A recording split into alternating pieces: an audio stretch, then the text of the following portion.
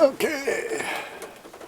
Yeah, we've had some comments on the videos about all of the, I don't know where the guy was watching, but he said a bunch of people providing hoodie videos. And I actually think he means these watch caps. But it's cold as hell out here on the West Coast. Cold as hell out here on the West Coast. Let's hope I picked up some of that. Trying a throat mic here. We've had a bunch of issues with the rain and with this space and sound. So, advertising. Oh, advertising.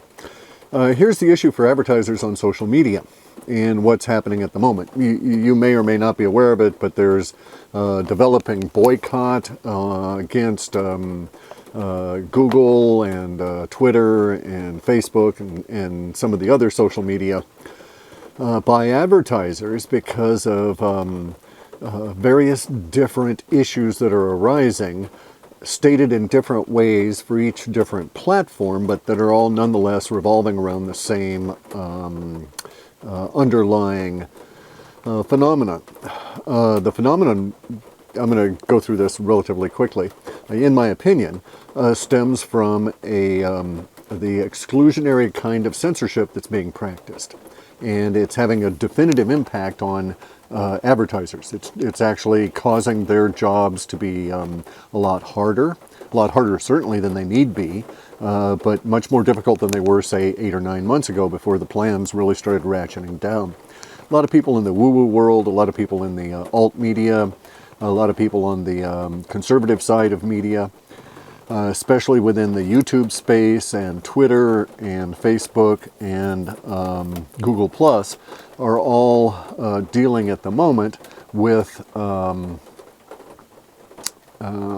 issues, let's say, with subscriber base, with views, with ad counts, with ad revenue, with page views, number of issues all relating to language, search engines, and the social media themselves.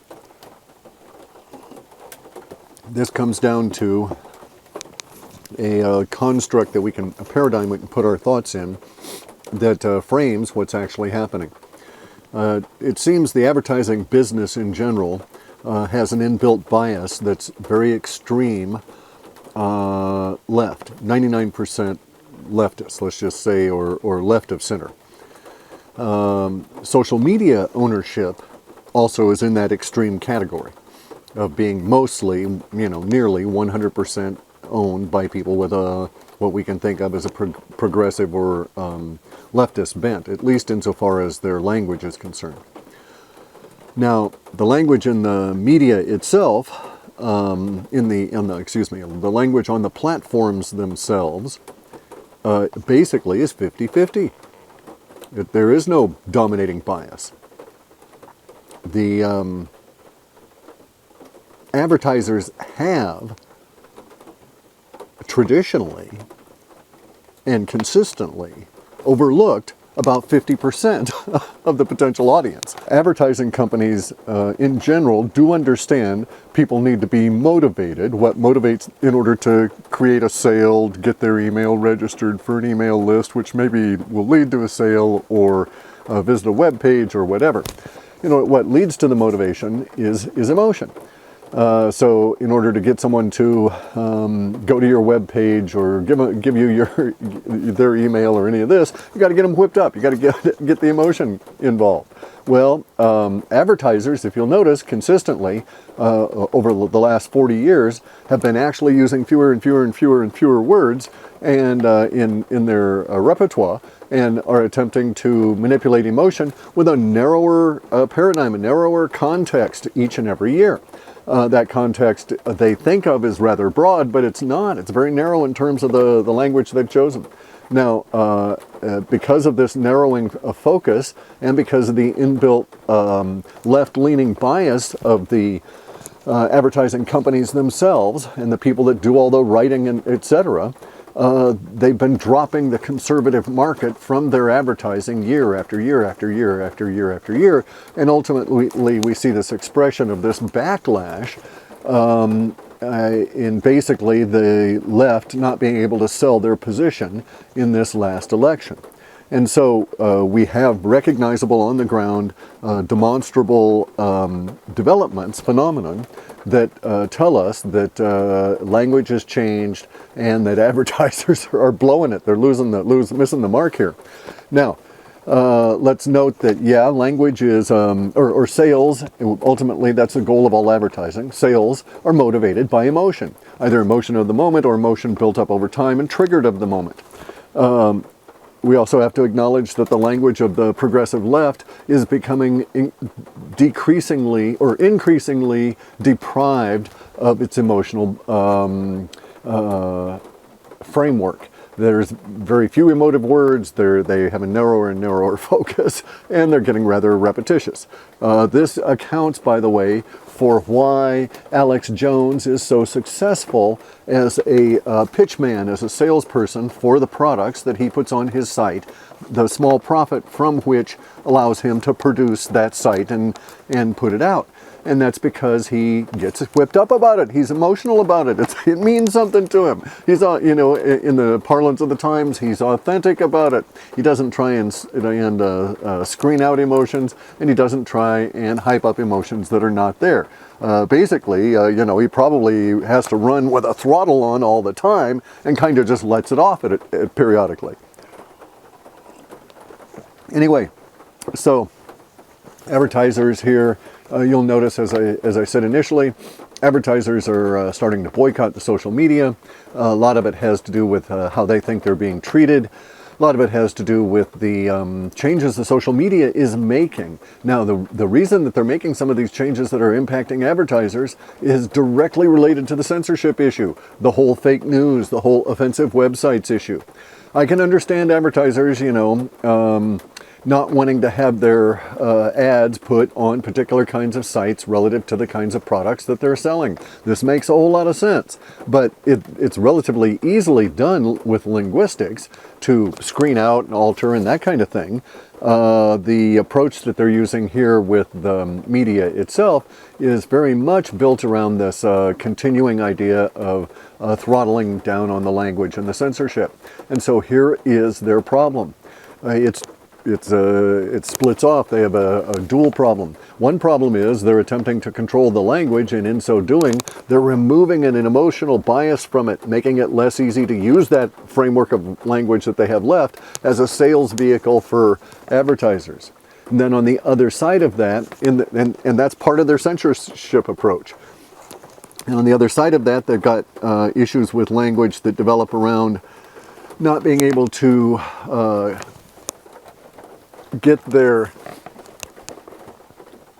control over that part of the language they wish to ignore. So fundamentally what they're doing is, in terms of language, if language were a giant field and these guys are out there with a shovel, what they're attempting to do is they're attempting to direct all of our attention to the narrow focus of the hole that they're digging, and they're digging with these long, narrow shovels, but big shovels, just shoveling out the words like mad, and the words are piling up over here in a big pile of debris. And what they're doing is they're trying to get us to focus down on that, and they're totally ignoring this huge pile of words that they're not using, and which are actually starting to sort of take on a life of their own. And this is the problem that the owners of the social media have.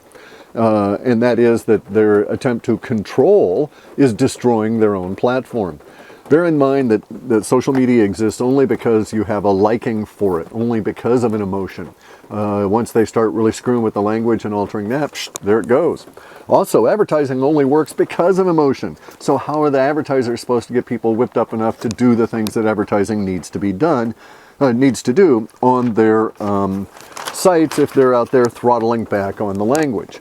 And I would argue, and you can demonstrate via history, if you go back to the Continental period, before the Revolutionary War, And if you go back to the period before the Civil War, and if you go back to the period just before 1909 and follow it through to World War I, you'll find that there's some interesting changes in language that occur. And coincident with that are huge bursts of entrepreneurial spirit and success here in the United States. I'm not saying that the language was the causal, I'm saying it was definitively connected, and that those represented periods of time where we had contention and we had language within the United States that to a great degree was as we see it now. People don't understand that when the Revolutionary War came along, only 5% of the population that lived here in North America at that time